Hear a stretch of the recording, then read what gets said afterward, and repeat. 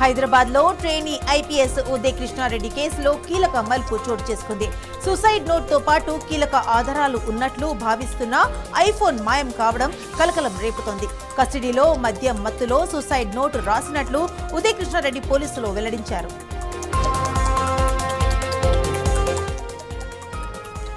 కడప జిల్లా కమలాపురంలో ఓ వ్యక్తి ఆత్మహత్య యత్నానికి పాల్పడ్డాడు. రామ్నగర్ కాలనీకి చెందిన సర్ఫరాజ్ సిఎస్ఐ గ్రౌండ్లో బీరుసీసా గాజు ముక్కతో ఆత్మహత్యకు ప్రయత్నించినట్లు సమాచారం.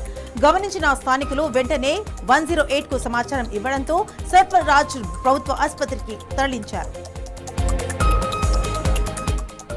భువనగిరి నియోజకవర్గంలో సాగునీటి ప్రాజెక్టులు, కాలువల పనుల పురోగతిపై ఎమ్మెల్యే కుంభం అనిల్ కుమార్ రెడ్డి సమీక్ష నిర్వహించారు. కలెక్టర్లలో జరిగిన సమావేశంలో 485 కోట్ల రూపాయల అంచనా వ్యయంతో చేపడుతున్న భూనాదిగాని, పిల్లాయపల్లి, ధర్మారెడ్డి కాలువల పనులపై అధికారులతో చర్చించారు. భద్రాద్రి కొత్తగూడెం జిల్లా పీనపాకలో గర్భిణికి నరకయాతన తప్పలేదు. సుందరయ్య నగర్ వలస ఆదివాసీ గ్రామంలో సరైన రహదారి లేక ప్రసవ వేదనతో ఉన్న గర్భిణిని మంచానికి కట్టి ఆరోగ్య సిబ్బంది, ఆశా వర్కర్లు కాలినడకన ఆసుపత్రికి తరలించారు. రోడ్డు సౌకర్యం లేక 108 అంబులెన్స్ కూడా గ్రామానికి చేరుకోలేకపోయింది. కడప జిల్లా కమలాపురంలోని భారతీ సిమెంట్ పరిశ్రమ వద్ద గత 5 రోజులుగా కొనసాగుతున్న ఆందోళనతో ఉద్రిక్తత పరిస్థితులు నెలకొన్నాయి. ఈ నేపథ్యంలో నల్లి లింగయ్యపల్లె ఎంపీటీసీ వీరంరెడ్డి, ప్రియాంక, మల్లికార్జునారెడ్డి, మాజీ సర్పంచ్ చెన్పూరు మధుసూదన్ రెడ్డి స్పందించారు.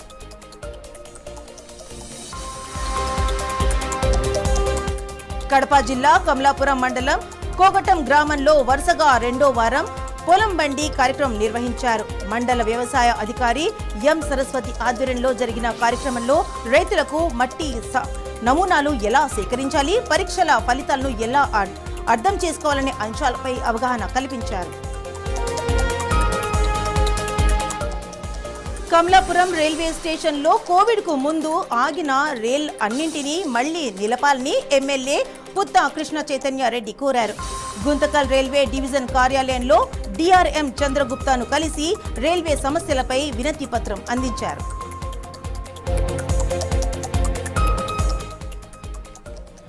హైదరాబాద్ పద్మారావు నగర్లో సీసీ రోడ్డు పనులు ప్రారంభమయ్యాయి. సనత్ నగర్ నియోజకవర్గం పద్మారావు నగర్ డివిజన్లో 1,30,00,000 రూపాయలతో చేపట్టనున్న సీసీ రోడ్డు పనులను కేంద్ర మంత్రి కిషన్ రెడ్డి, మాజీ మంత్రి ఎమ్మెల్యే తలసాని శ్రీనివాస్ యాదవ్ ప్రారంభించారు. సంగారెడ్డి జిల్లా ఇస్నాపూర్లో బాలిక ఆత్మహత్య కేసులో ఆమె భర్తను పోలీసులు రిమాండ్కు తరలించారు. ఒడిశాకు చెందిన చందన్ శతపథి అదే రాష్ట్రానికి చెందిన 17 ఏళ్ల బాలికను ఈ ఏడాది ఏప్రిల్లో వివాహం చేసుకుని ఇస్నాపూర్లో అద్దె ఇంట్లో నివసిస్తున్నాడు. ఈ నెల 3న బాలిక ఇంట్లోనే ఆత్మహత్యకు పాల్పడింది. సూర్యాపేట్కు రైల్వే లైన్ రైల్వే స్టేషన్ ఏర్పాటు చేయాలని డిమాండ్ చేస్తూ రైల్వే సాధన సమితి ఆధ్వర్యంలో సంతకాల సేకరణ చేపట్టారు. ప్రజల నుంచి భారీగా సంతకాలు సేకరించిన సమితి నాయకులు కేంద్ర, రాష్ట్ర ప్రభుత్వాలు, ప్రజా ప్రతినిధులు వెంటనే స్పందించాలని కోరారు.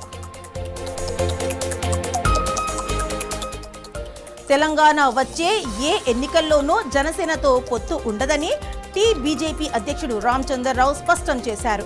జనసేనతోనే కాదు, ఇతర ఏ రాజకీయ పార్టీతోనూ ఎన్నికల పొత్తు పెట్టుకోబోమని తేల్చి చెప్పారు. తెలంగాణలో బీజేపీ ఒంటరిగానే ఎన్నికల బరిలోకి దిగుతుందని రామచంద్రరావు ప్రకటించారు.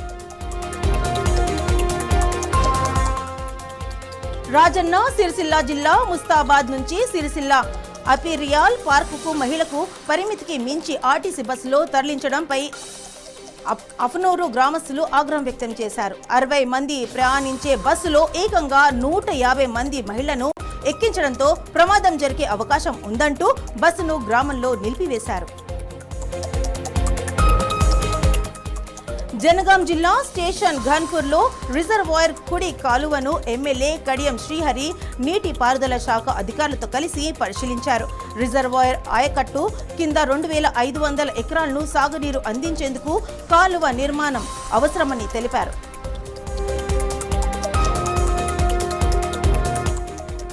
కర్నూలులో మెగా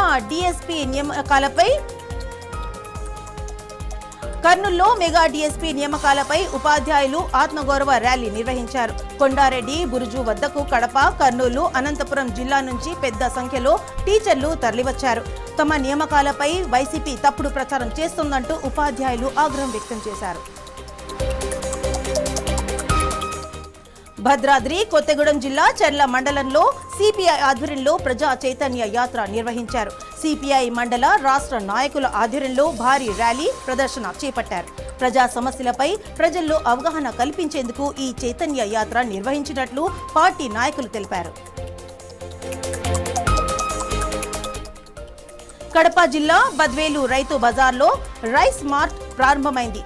పేద మధ్యతరగతి ప్రజలకు తక్కువ ధరకే నాణ్యమైన బియ్యం అందించాలనే ఉద్దేశంతో పౌర సరఫరాల శాఖ ఆధ్వర్యంలో మార్కెట్ యార్డు కాంప్లెక్స్ లో రైస్ మార్ట్ ఏర్పాటు చేశారు. వైఎస్ఆర్ జిల్లా కమలాపూర్లో వైసీపీ ఆధ్వర్యంలో రిలే నిరాహార దీక్షలు చేపట్టారు. రాష్ట్ర వ్యాప్తంగా 3 రోజుల పాటు నిర్వహిస్తున్న దీక్షలో భాగంగా స్థానిక పార్టీ కార్యాలయం వద్ద ఆందోళన నిర్వహించారు. 2025 డిఎస్పీ నియామకాలలో అక్రమాలపై వెంటనే సిబిఐ విచారణ జరపాలని వైసీపీ నేతలు డిమాండ్ చేశారు. కుషైగూడలో వైద్యుల నిర్లక్ష్యం ఆరోపణలు కలకలం రేపుతున్నాయి. చికిత్స కోసం ఈసీఐఎల్ ఒక ప్రైవేటు ఆసుపత్రిలో చేరిన బొల్ల రవి అనే 40 ఏండ్ల వ్యక్తి చికిత్స అనంతరం మృతి చెందాడు. వైద్యుల నిర్లక్ష్యం, చికిత్సలో లోపాలే తమ కుటుంబ సభ్యుడి మృతికి కారణమని రవి కుటుంబ సభ్యులు ఆరోపిస్తున్నారు. ఖమ్మం జిల్లా ఏరుపాలెం మండలం రేమిడిచర్ల జిల్లా పరిషత్ ఉన్నత పాఠశాలలో విద్యార్థులు, వారి తల్లిదండ్రులు ఆందోళనకు దిగారు. పాఠశాల గేటుకు తాళం వేసి నిరసన వ్యక్తం చేశారు. పాఠశాలలో సోషల్, బయాలజీ సబ్జెక్టులకు ఉపాధ్యాయులు లేకపోవడంతో విద్యార్థుల చదువులు తీవ్రంగా దెబ్బతింటున్నాయని తల్లిదండ్రులు ఆవేదన వ్యక్తం చేశారు.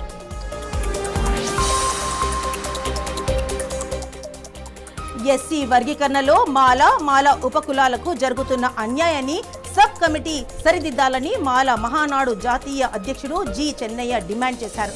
ఎస్సీ వర్గీకరణ అమలులో రోస్టర్ పాయింట్ల కారణంగా మాల సామాజిక వర్గానికి అన్యాయం జరుగుతోందని ఆరోపించారు. ఆమీర్పూర్ పట్టణ కాంగ్రెస్ అధ్యక్షుడు శశిధర్ రెడ్డి, మాజీ కౌన్సిలర్ లావణ్య శశిధర్ రెడ్డి దంపతులు సొంత నిధులతో నిర్మించిన సుమారు 200 మీటర్ల సీసీ రోడ్ను పటాన్చెరు నియోజకవర్గ కాంగ్రెస్ పార్టీ ఇన్ఛార్జి కాటా శ్రీనివాస్ గౌడ్ ప్రారంభించారు. అభివృద్ధి పనులతో పాటు పర్యావరణ పరిరక్షణకు ప్రాధాన్యత ఇస్తూ కార్యక్రమంలో మొక్కలు నాటారు.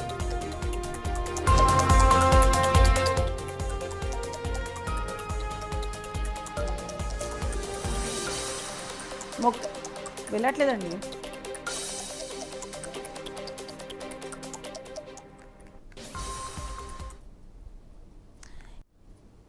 అడవి పందులు అడ్డుగా రావడంతో బైక్ అదుపు తప్పి దంపతులకు గాయాలైన ఘటన కొమరం భీం ఆసిఫాబాద్ జిల్లా కౌటాల మండలం ముత్తంపేట సమీపంలో చోటు చేసుకుంది. ప్రమాదాన్ని గమనించిన బీఆర్ఎస్ రాష్ట్ర ప్రధాన కార్యదర్శి ఆర్ఎస్ ప్రవీణ్ కుమార్ వెంటనే స్పందించారు. క్షతగాత్రులకు ప్రథమ చికిత్స అందించి మెరుగైన వైద్యం కోసం ఆసుపత్రికి తరలించారు.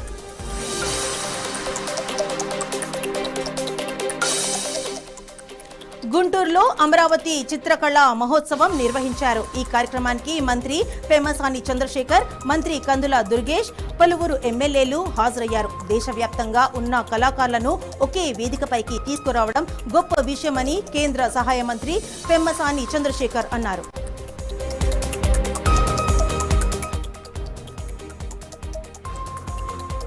పల్నాడు జిల్లాలో ఓ వృద్ధురాలి సూసైడ్ వీడియో కలకలం రేపుతోంది. న్యాయం జరగడం లేదంటూ దాచేపల్లి నగర్ పంచాయతీ పరిధిలోని దుర్గభవాని కాలనీకి చెందిన ఇళ్ల లక్ష్మమ్మ ఆవేదన వ్యక్తం చేశారు. తన స్థలానికి కొందరు వ్యక్తులు గత 16-17 ఏళ్లుగా నకిలీ పత్రాలు సృష్టించి అడ్డంకులు కల్పిస్తున్నారని లక్ష్మమ్మ ఆరోపించారు.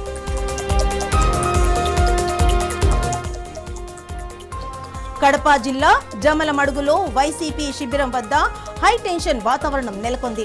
రిలే నిరాహార దీక్షకు అనుమతి లేదంటూ ఎమ్మెల్సీ రామసుబ్బారెడ్డికి పోలీసులు నోటీసులు జారీ చేశారు. అయితే శాంతియుతంగా రిలే నిరాహార దీక్ష చేపట్టేందుకు అనుమతి ఇవ్వాలని ఎమ్మెల్సీ రామసుబ్బారెడ్డి పోలీసులను కోరారు. అయినా సరే పోలీసులు నిరాకరించారు.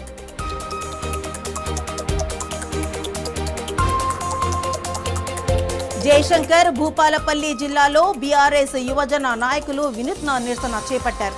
అంబేద్కర్ చౌరస్తా నుంచి సుభాష్ కాలనీకి వెళ్లే రహదారిపై భారీగా వర్షపు నీరు నిలిచిపోవడంతో వలలు, చాపలు తీసుకొచ్చి నీటిలో చేపలు పట్టినట్లుగా నిరసన తెలిపారు. సంగారెడ్డి జిల్లా సదాశివపేట గురునగర్ కాలనీలోని శ్రీ భవానీ మాత ఆలయంలో చోరీ జరిగింది.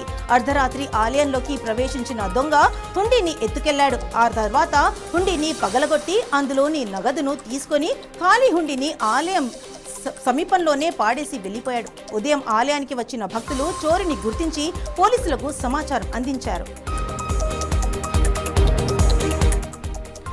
విజయవాడలో మంత్రి కొల్లు రవీందర్పై అసత్య ప్రచారం చేస్తున్నారంటూ కాంట్రాక్టర్ పామర్తి రాజా ఆరోపించారు. రాజకీయ కుట్రలో భాగంగానే టీడీపీ మంత్రిని వివాదంలోకి లాగుతున్నారని, రాజు నాయక్పై న్యాయపరమైన చర్యలు తీసుకుంటామని హెచ్చరించారు. నిర్మల్ జిల్లా పెంబి మండలంలో రేషన్ బియ్యం కోసం ఆదివాసులకు నరకయాతన తప్పడం లేదు. వర్షాలతో ఉప్పొంగి ప్రవహిస్తున్న వాగులలో నాటు షడల్ పై దాటి వరపల్లి, దొందారి, యాపలగూడ, రామ్నగర్ గ్రామాల ప్రజలు ప్రాణాలను పణంగా పెట్టి రేషన్ సరుకులు తీసుకెళ్తున్నారు. డ్రగ్స్ రహిత యువ భారతదేశ నిర్మాణమే లక్ష్యంగా హైదరాబాద్లో భారీ మాదక ద్రవ్య వ్యతిరేక అవగాహన ర్యాలీ నిర్వహించనున్నారు. షపథ్ మా లక్ష్యం మా బాధ్యత ఆధ్వర్యంలో ఈ నెల 11న ర్యాలీ చేపట్టనున్నట్లు షపథ్ అధ్యక్షుడు రామ్ నివాస్ బన్సల్ తెలిపారు.